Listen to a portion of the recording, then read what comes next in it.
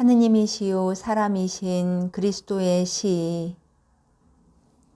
요셉이 동정녀의 남편으로 지명된다.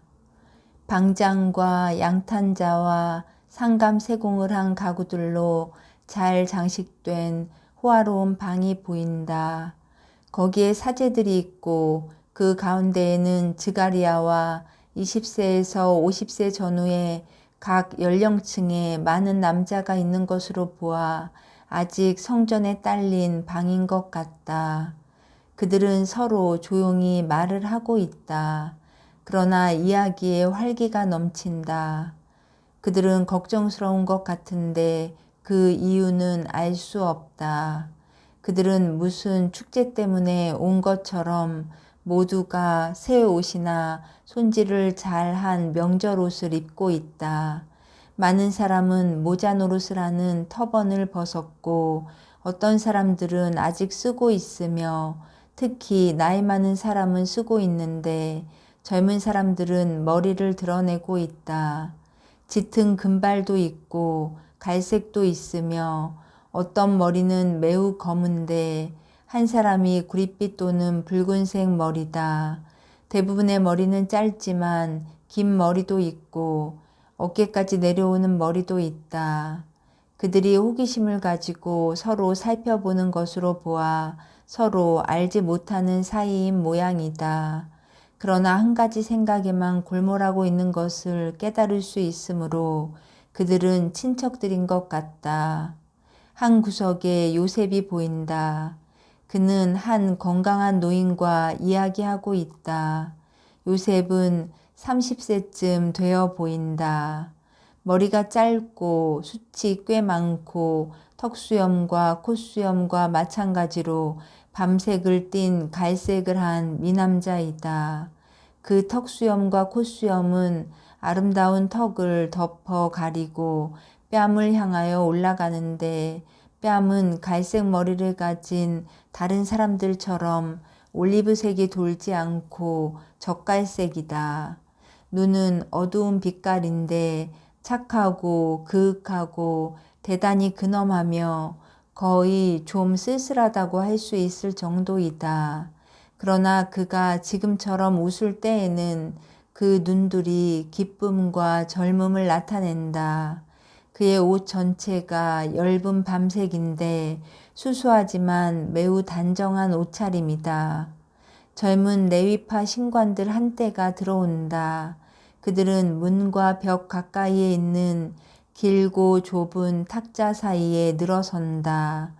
벽 한가운데에는 문이 있고 그 문은 열린 채로 있다.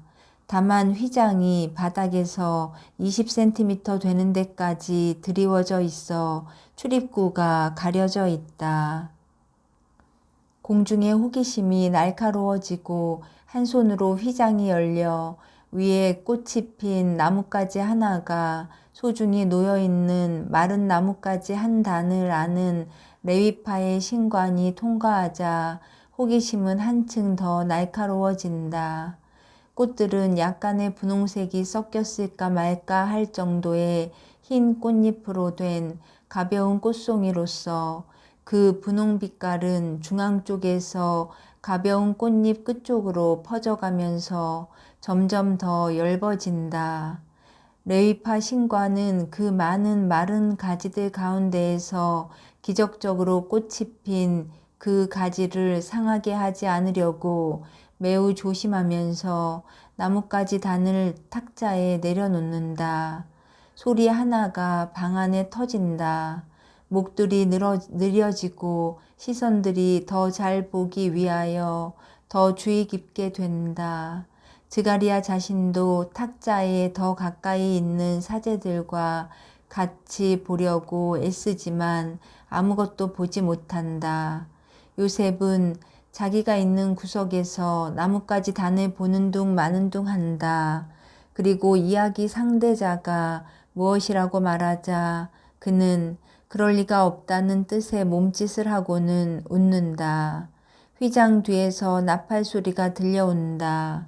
아주 조용해지고 모두 질서정연하게 늘어서서 휘장 고리를 쭉 밀었기 때문에 이제는 환히 드러난 출입구 쪽으로 얼굴을 돌린다. 다른 나이 많은 사제들에 둘러싸여 대사제가 들어온다. 모두가 몸을 깊이 숙인다. 대사제는 탁자 곁으로 가서 선체로 말한다. 내 부름에 응하여 오신 다윗 가문의 남자 여러분, 들으시오. 주께서 말씀하셨으니 주를 찬미합시다. 그분의 영광에서 빗줄기 하나가 봄의 햇살같이 내려와서 마른 가지에 생명을 주었습니다. 엔세니의 마지막 날인 지금 땅에 있는 아무 가지에도 꽃이 피지 않는데 비록 유다의 높은 지대에 내린 눈이 아직 사라지지 않았으나 이 가지는 기적적으로 꽃이 피었습니다.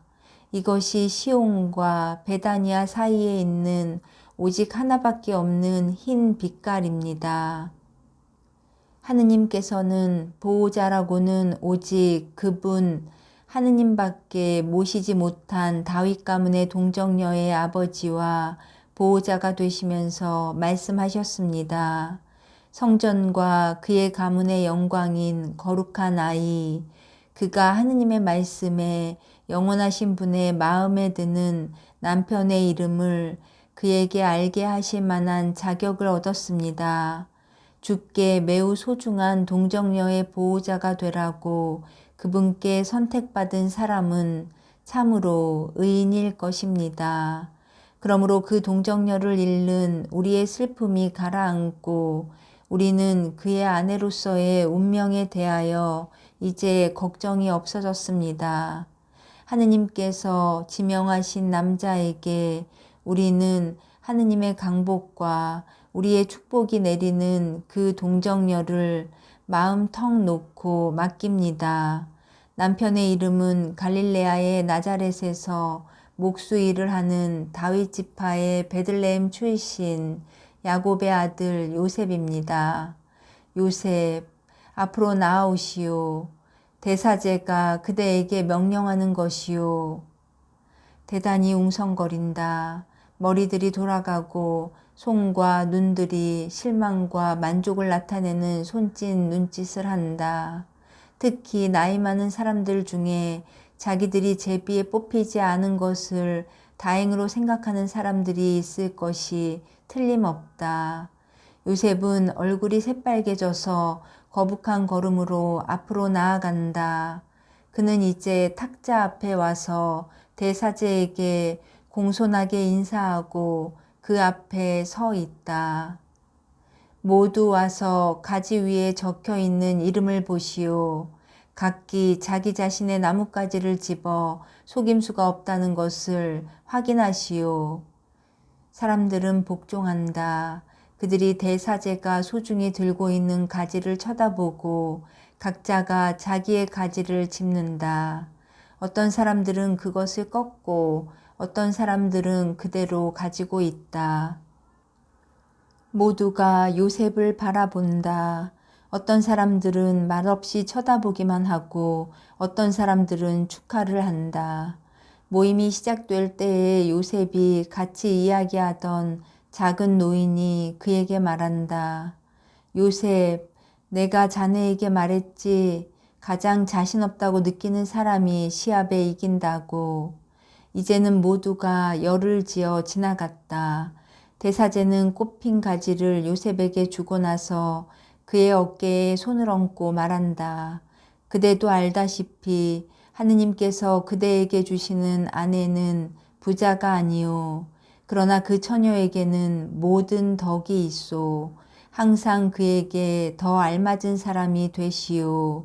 이스라엘에 그처럼 아름답고 깨끗한 꽃은 없소. 이제는 모두들 나가시오. 요셉은 남으시오. 그리고 신부의 친척인 드가리야, 당신은 신부를 데려오시오. 대사제와 요셉을 빼고는 모두 나간다. 문에 다시 휘장을 들이운다. 요셉은 위엄 있는 사제 곁에 겸손하게 서 있다. 잠시 침묵이 흐른 뒤에 대사제가 요셉에게 말한다. 마리아가 그대에게 자기가 한 서원을 말하기로 되어 있소. 그의 수줍음을 도와주시오. 그렇게도 착한 마리아에게 착하게 구시오. 제 온 힘을 기울여 그에게 봉사하겠습니다. 그리고 그를 위하여는 아무 희생도 짐스럽게 여겨지지 않을 것입니다. 그 점은 안심하십시오. 마리아가 드가리아와 하느엘의 딸 안나와 같이 들어온다. 마리아야 오너라 하고 대사제가 말한다. 여기 하느님께서 내게 정해주신 내 남편이 있다. 나자렛의 요셉이다.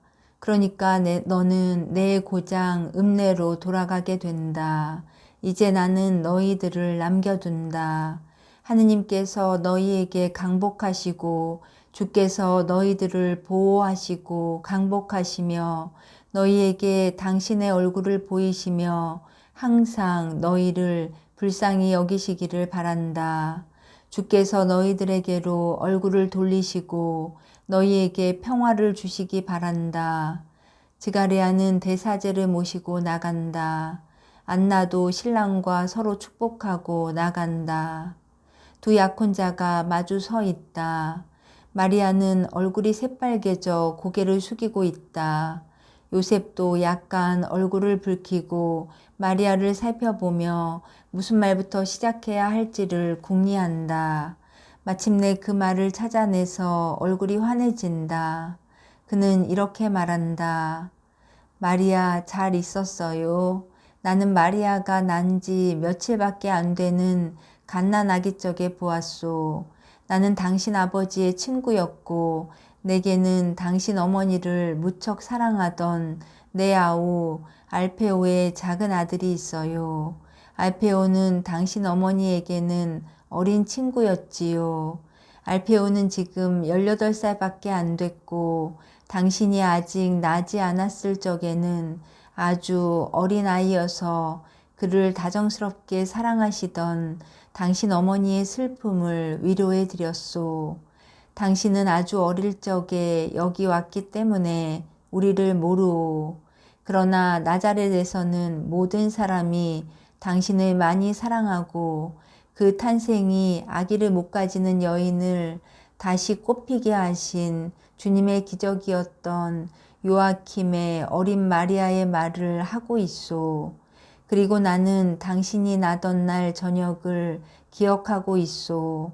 다 익은 농작물을 살린 거센 비와 벼락이 치면서도 야생 히이르 한 그루조차 부러뜨리지 않았고 사람들이 일찍이 본 것보다 더 크고 더 아름다운 무지개로 끝난 뇌우 때문에 모든 사람이 그날 저녁을 기억하고 있소. 그리고 또 누가 요아킴의 기쁨을 기억하지 않아요? 요아킴은 당신을 이웃 사람들에게 보이면서 흔들고 있었소. 당신이 하늘에서 온 꽃인 것처럼 당신을 감탄해서 보고 모든 사람에게 그의 감탄을 전해주는 것이었소. 그렇게도 아름답고 그렇게도 착하고 지극히 우아하고 지혜로운 말을 하던 그의 마리아 이야기를 하면서 세상을 떠난 행복한 늙은 아버지였소. 그분이 당신을 감탄하며 바라보고 당신보다 더 아름다운 여자가 없다고 말한 것은 옳은 말이었소. 그리고 또 당신 어머니는 당신 집이 있는 구석을 노래로 채우곤 했소. 당신을 가졌을 때와 당신에게 젖을 먹일 때에는 봄날의 종달새와 같았소. 내가 당신의 요람을 만들었소. 당신 어머니가 원하는 대로 장미꽃을 새겨서 장식한 작은 요람이었소. 어쩌면 그 요람이 닫혀있는 당신 집에 아직 있는지도 모르오. 마리아, 나는 나이가 많소. 당신이 났을 때 나는 목수일을 배우고 있었소. 벌써 일을 하고 있었지요. 내가 당신을 아내로 맞이하리라는 말을 누가 했겠소. 우리가 친하게 지내는 사이였기 때문에 당신 부모가 걱정을 덜 하면서 돌아가셨을 것이요. 당신 아버지가 내 인생의 훌륭한 스승이었기 때문에 그분의 죽음을 진심으로 슬퍼하면서 내가 그분의 장사를 지냈소. 마리아는 요셉이 그에게 이렇게 말하는 것을 들으면서 점점 더 안심이 되어 얼굴을 천천히 쳐든다. 요셉이 요람 이야기를 할 때에 마리아는 살짝 미소를 지었고 요셉이 자기 아버지에 대하여 말할 때에는 그에게 손을 내밀고 말한다. 요셉씨 고맙습니다. 수줍고 다정스러운 고맙다는 인사였다. 요셉은 그의 짧고 튼튼한 목수의 양손으로 자스민 향내가 나는 작은 손을 잡고 마리아를 안심시켜 마지 않는 애정을 가지고 손을 쓰다듬는다. 요셉은 아마 다른 말을 기다리는 모양이다. 그러나 마리아는 다시 입을 다문다. 그러자 요셉이 말을 잇는다. 알겠소? 집은 오솔길을 로마의 화물 운송차들을 위한 도로로 변형시키기 위해 집정관이 내린 명령으로 헐린 부분을 빼고는 그대로 있소. 그렇지만 밭들에서 남아있는 것은 왜냐하면 당신 아버지의 병환 때문에 당신 재산의 많은 부분이 희생되었기 때문이요. 아시겠소? 좀 소홀히 다루어져 있소. 3년째나 나무와 포도나무들이 정원사의 전지 가위를 못 보았고 땅은 황폐하고 단단해졌소. 그러나 당신이 아주 어렸을 적에 있던 나무들은 아직 거기에 있소. 그래서 만일 당신이 허락하면 내가 즉시 돌보겠소. 요셉씨 고마워요. 그렇지만 그것 아니라도 당신의 일이 있는데 나는 하루의 처음 시간과 마지막 시간에 당신 정원 일을 하겠소. 요사이는 해가 길어지요. 봄까지는 당신을 기쁘게 하기 위해 나는 모든 것이 정돈되기를 원하오. 보시오. 이것은 집에 닿아 있는 편도나무 가지요. 나는 이 가지를 꺾기를 원했소. 큰 구멍이 난 울타리로 사방에 들어갈 수가 있소. 하지만 그것을 다시 튼튼하고 빽빽하게 만들어 놓겠소. 나는 내가 선택될 경우를 생각해서 이 가지를 꺾고자 했소. 그렇지만 나는 나자렛 사람이기 때문에 그것을 바라지는 않았소. 내가 소집에 응한 것은 그 소집이 사제에게서 나온 것이기 때문이었지 결혼을 바라서가 아니었소. 그러니까 다시 나뭇가지 얘긴데 당신이 당신 집 정원의 꽃을 가지는 것을 기뻐하리라고 생각하고 꺾은 것이요. 마리아 예소. 이 가지와 함께 내 마음을 당신에게 주오. 내 마음은 이제까지는 주만을 위해서 피었었는데 이제는 내 아내인 당신을 위해서 피오. 마리아는 가지를 받는다. 마리아는 감격하여 요셉을 더 안심하고 기뻐하는 태도로 쳐다본다. 마리아는 요셉을 믿을 수 있다고 느끼고 그 다음 나는 돌을 닦는 사람이요 하고 그가 말하는 것을 듣고는 얼굴이 환해지며 용기를 낸다. 요셉씨, 저도 온전히 하느님께 속해 있어요.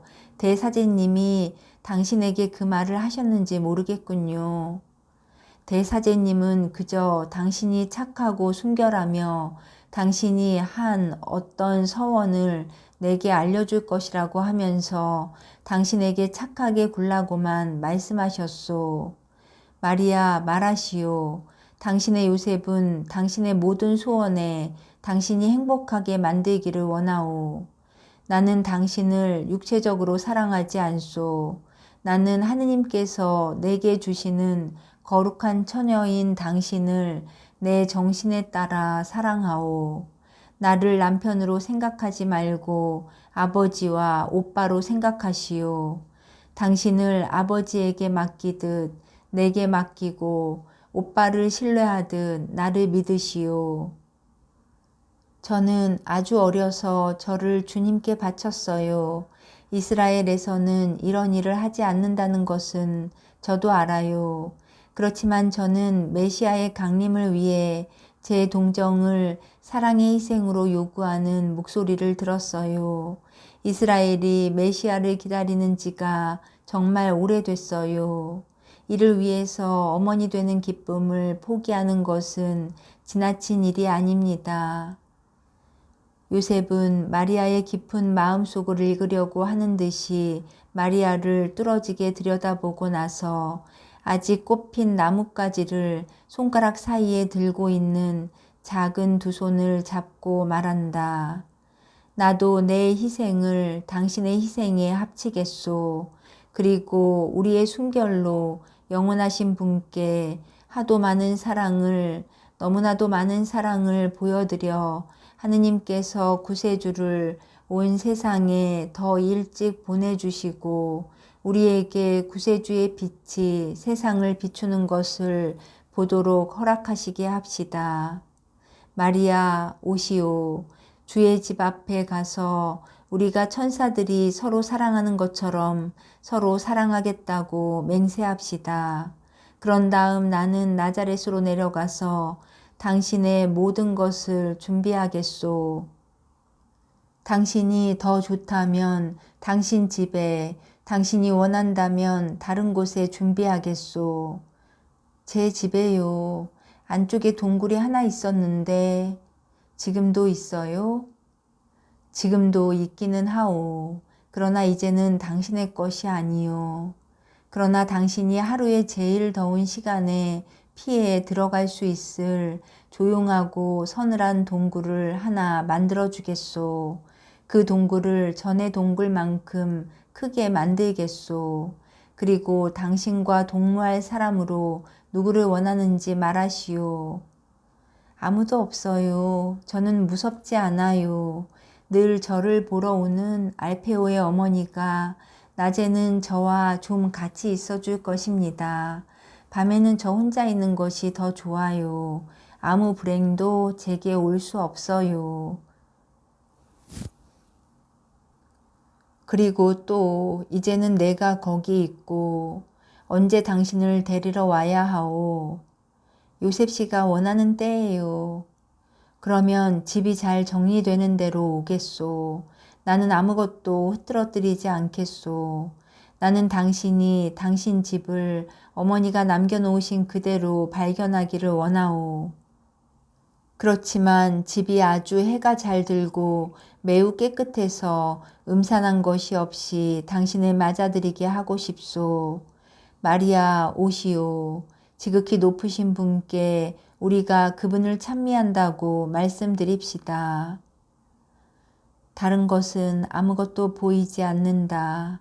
그러나 내 마음에는 마리아가 느끼는 안정감이 남아있다.